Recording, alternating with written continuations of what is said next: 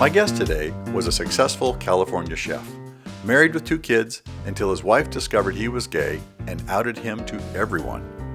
Leaving all his possessions behind, he started a new life and is now living authentically in San Miguel, Mexico. Today he has his own culinary travel business, teaches cooking classes, and shares his personal adventures with thousands of followers on social media. Today I'll talk with Charles Vollmar. Well, Charlie, welcome today. I'm so glad that you're joining me today from Mexico. I am moved by the powerful, vulnerable posts that you put in social media, like Threads is where I watch you a lot. My understanding is that you were outed. Tell me how that transpired. January 23 is when I looked in a mirror and admitted to myself that I was gay for the first time in my life. And it came with a lot of angst, a lot of fear, a lot of tears, a lot of pain. But a lot of self-realization as well. So that led to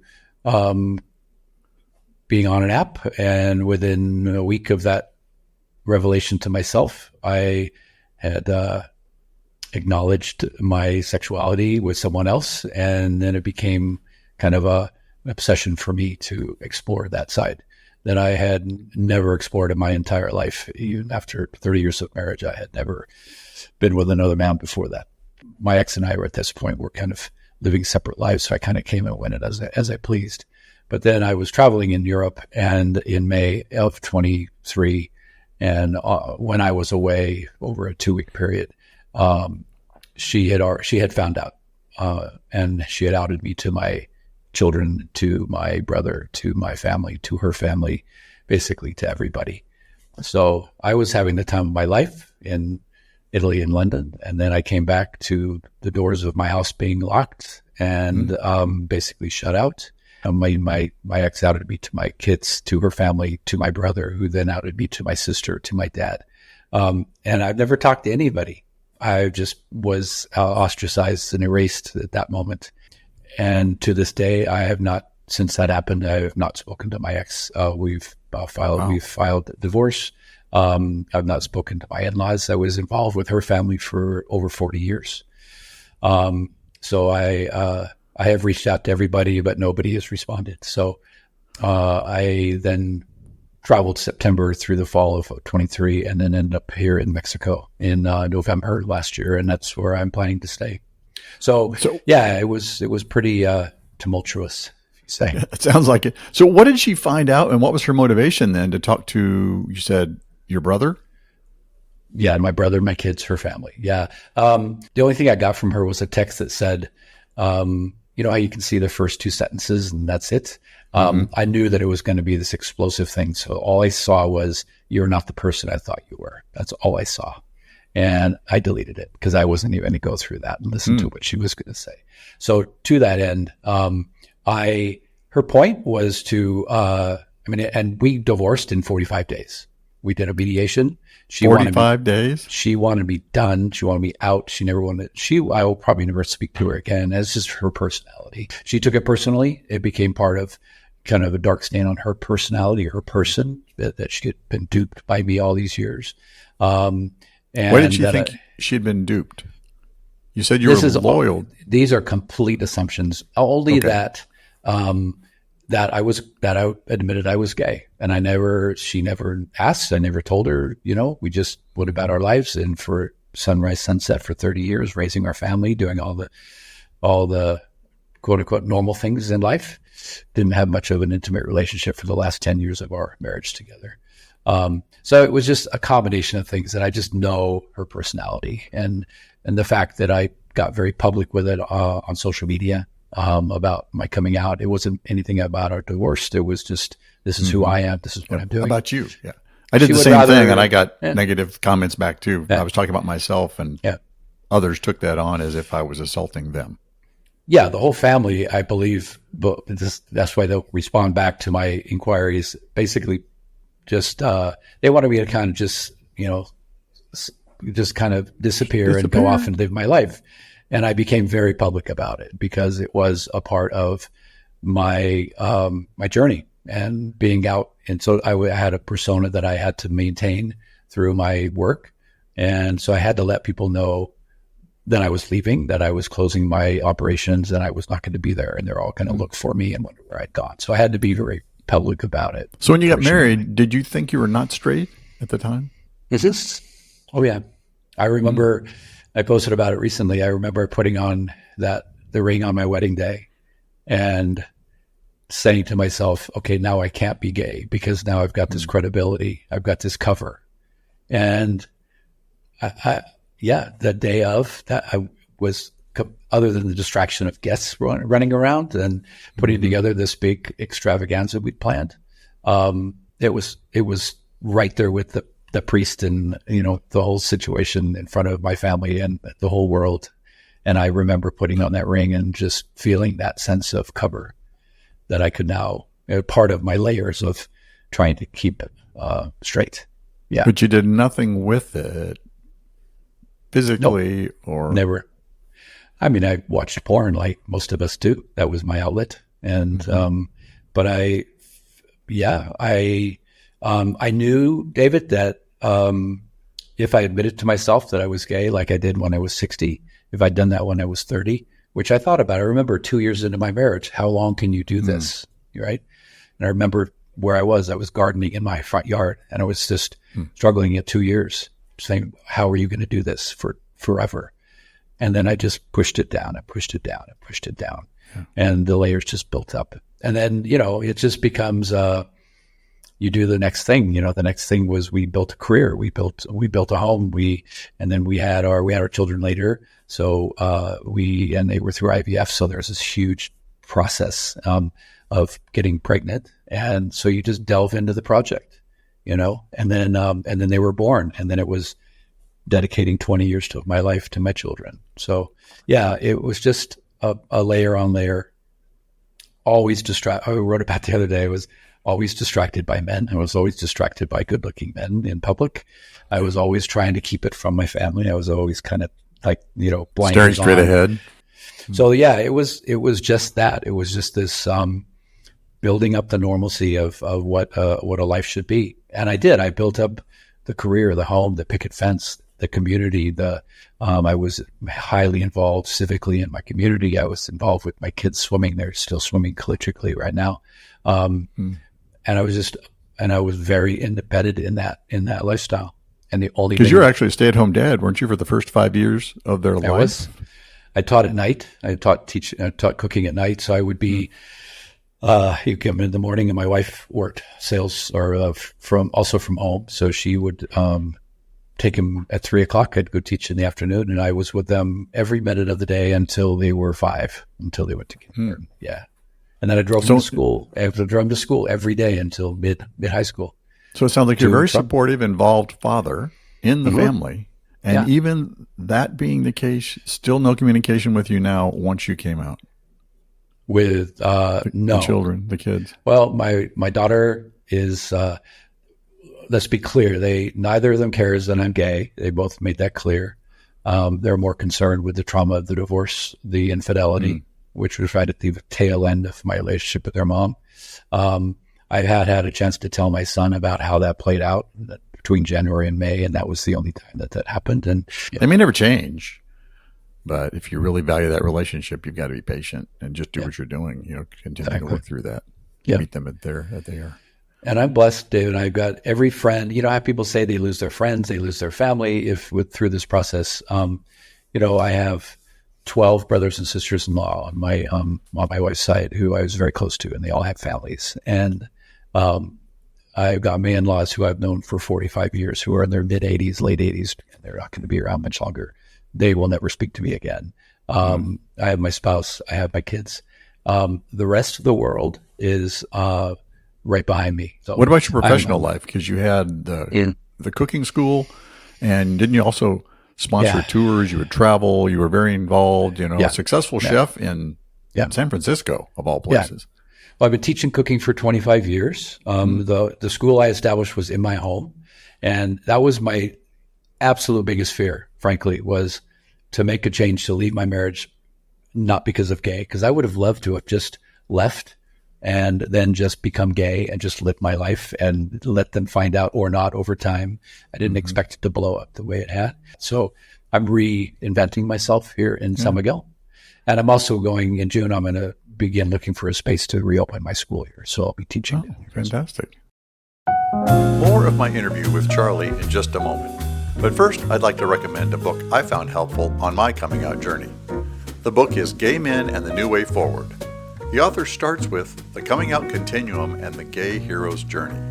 He then challenges the reader to consider the impact they can have on others simply by being their full selves as a gay man. The premise is, the more out someone is, the more confident they can be in their daily actions and therefore can have greater impact on the world around them. Coming out is on a continuum, spanning from the denial of one's sexuality with the least impact on the world to full integration of their sexuality and thereby the most impact on the world. The book builds on this premise as it explores the many facets of gay identity and masculinity. Again, the book is Gay Men and the New Way Forward. For more books and online resources about coming out late in life, visit outlatewithdavid.com. Now back to more of my conversation with Charlie.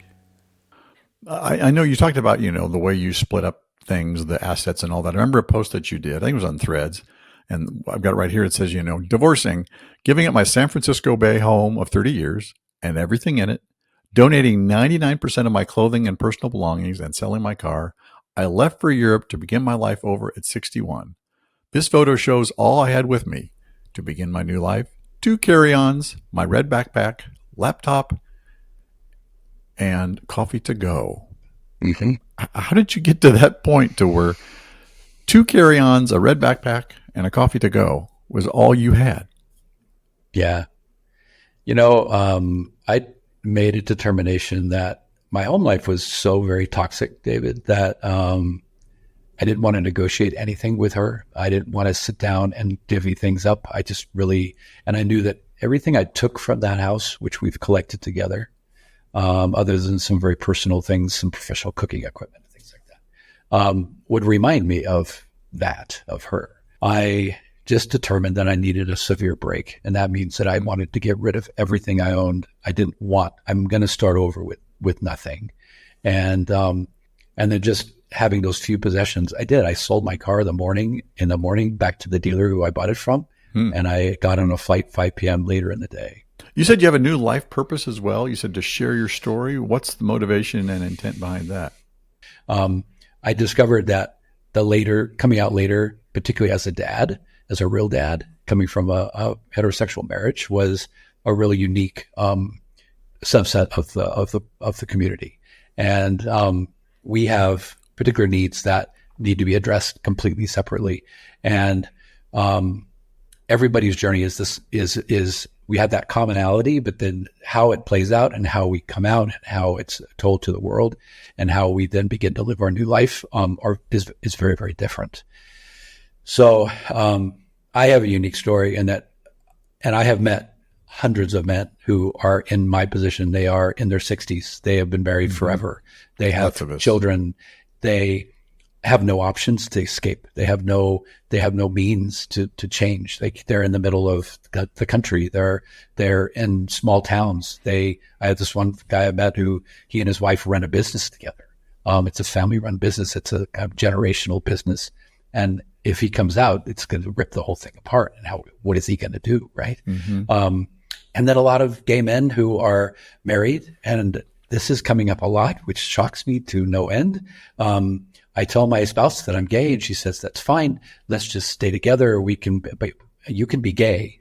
That's okay. Mm-hmm. I'll live with you being gay, but you can't be with men. You have to stay monogamous with me. You can just be gay, and you can go hang out with guys, but you can't have sex with men. And I'm just going, what?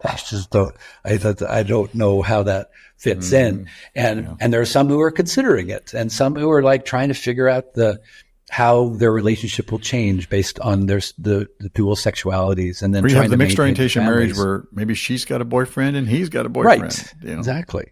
I also am a place which I've expressed before. I have they're seniors in college. They are grown adults. I don't have to worry about visitation. I don't have to worry about alimony. I don't have to worry about all those other real complex things that keep couples together. Right. And I stayed together for my kids. I didn't think I would. I will tell you right now, I never thought that I would come out ever. I was going to go to my grave which as it played out, and I will tell you the way that my outing happened, it was horrible and terrible. But the silver lining is it ripped off this Band-Aid that I probably, if that not had happened, I would still be in California in my house wondering how am I going to tell my family, because I didn't think that I had the courage to sit them down and look them in the face and tell them. It would probably have been in a letter or some kind of something, right? But I don't think I could have looked at them. In my case, I was at the point where I didn't want to live anymore, and I had to come out to stay alive. Yeah. I didn't want to wake up the next day. Yeah. I had two, over the last 20 years, I've had two unsuccessful attempts at taking my life because it was just too much. And luckily I made it through. But I will tell you that depression and that anxiety and that sense of dread, it still comes up. It still comes up. Yeah. There are days when I feel like I did 10 years ago, even in my new life, in my gay life, where it's too much, the weight. So when that comes up, what do you do to make sure it doesn't overtake you? I have 3 people I call. I have resources. I call people and I reach out, and I'm not one to, I don't like to overplay how I'm feeling or to worry people too much. So I don't tell them that I'm thinking those thoughts. So those are my private thoughts. I don't tell them, I'm ready to go jump off a bridge, but it's more of I hurt more than I tell them I'm hurting, but it's enough. Their feedback is enough that it takes me back from the edge. Well, it's good you have those 3 friends, and that's a good idea to even have them on speed dial on your phone to do that. Yeah. And then for those that live in the United States, if they dial 988 from their cell phone, right, that's the National Mental Health Hotline. And if you're a veteran, 9881 as well. So and we do have those. Friends. And there are also, I have sought it out here within the Mexican culture and the government here. There are suicide resources, suicide prevention resources. Also, there are LGBTQ resources as well. So, I've researched all that, and they're close at hand in case I need. Okay. But there are enough, frankly, enough people here in San Miguel who I know, gay men who I know, who I have gotten to know very intimately, closely, that they're also a great resource for me if I need the help. And I'm going to encourage everyone to do the same. Make sure you've got close people that you can contact whenever you have that need. Yeah, absolutely. So now that you've been through this, you gave us a little glimpse of what you have planned for the future. But really, what do you see as your future? Let's jump 15 years. What do you look like? What are you doing?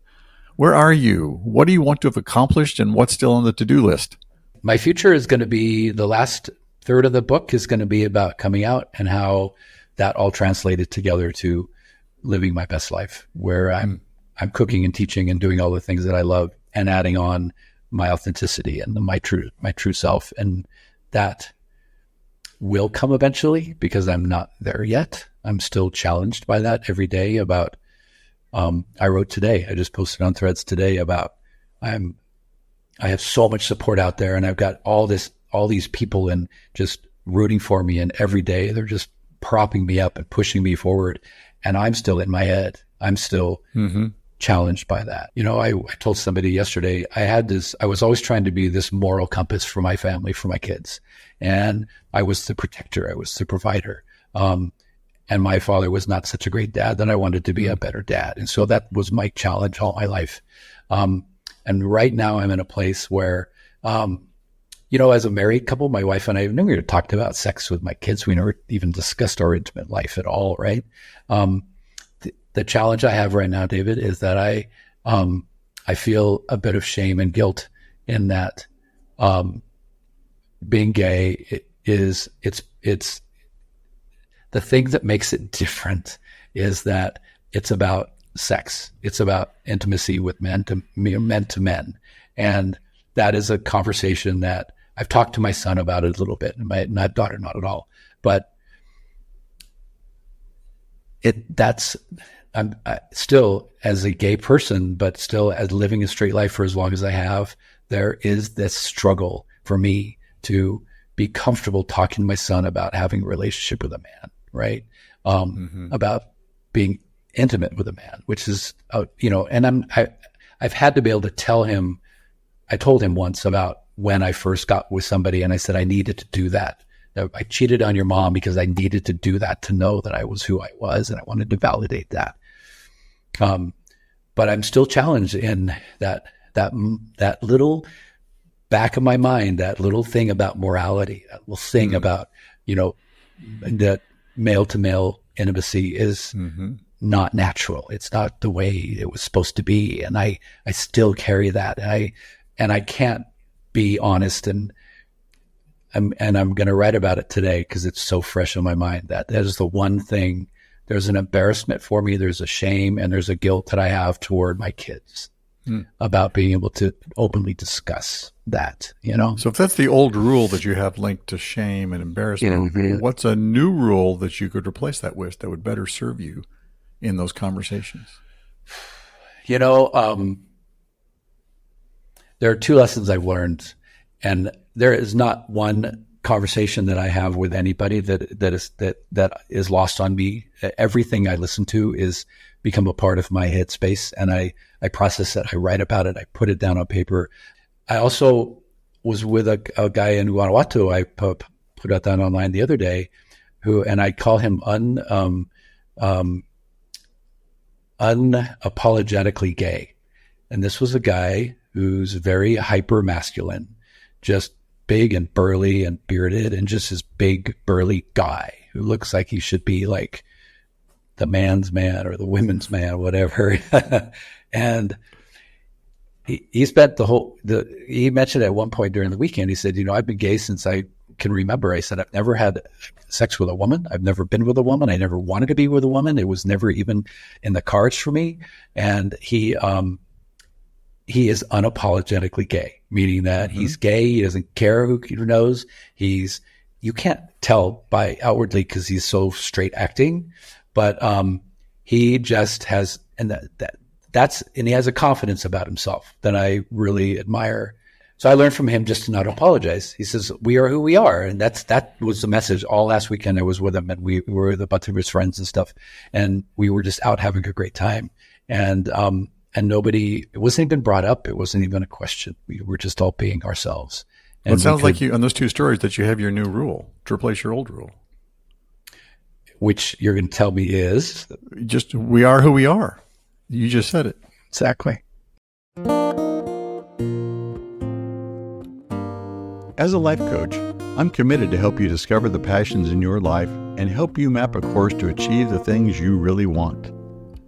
Together, we will unwind those persistent self-doubts that are holding you back. You'll begin to see your passions more clearly and set achievable goals. Throughout your journey, I'll be there to challenge and encourage you in moving forward to discover your authentic self.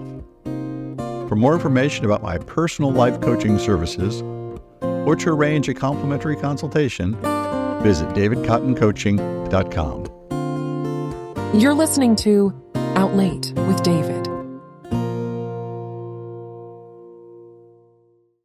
A lot of it, I think, frankly, David, is I wrote about it recently also that I've been lost. I've lost a routine, and kind of my life structure was just kind of ripped away.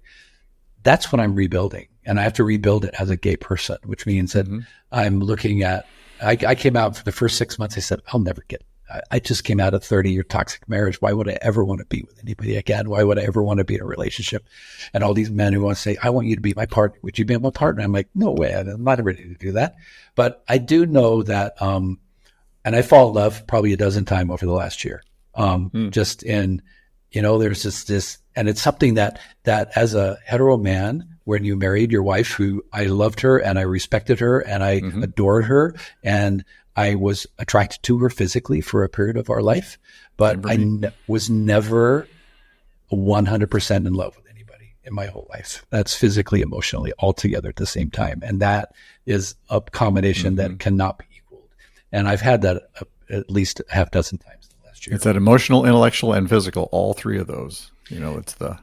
Yeah, and at 61, I never had that in my whole life, ever.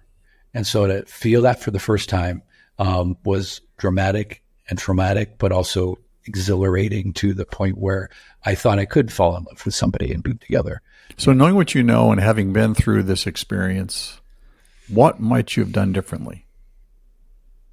or would like to have happened differently? Ideally, I'd like to have been my friend Daniel, who came out when he was, in his teens and is unapologetically gay.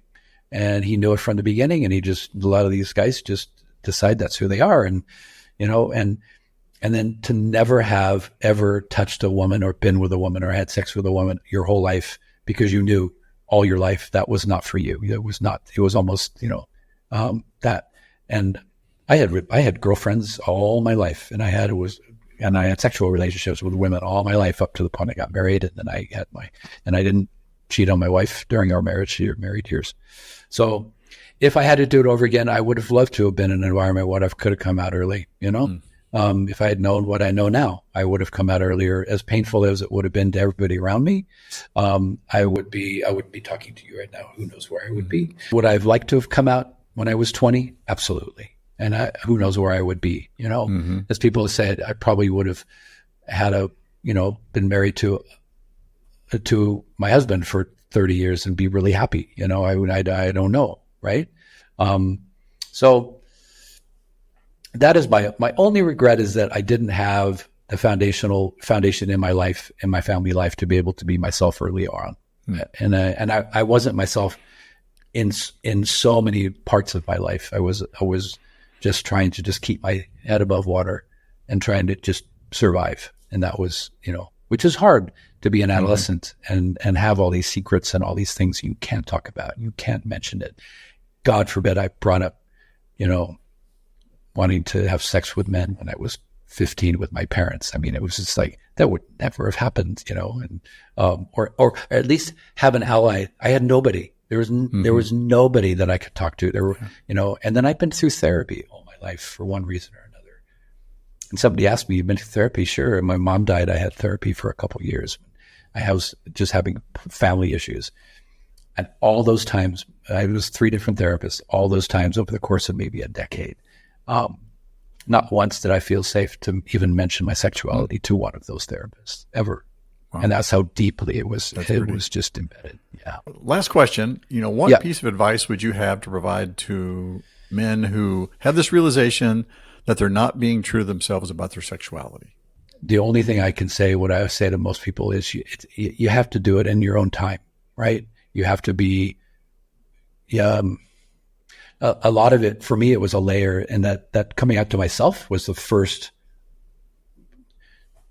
barrier, the first thing that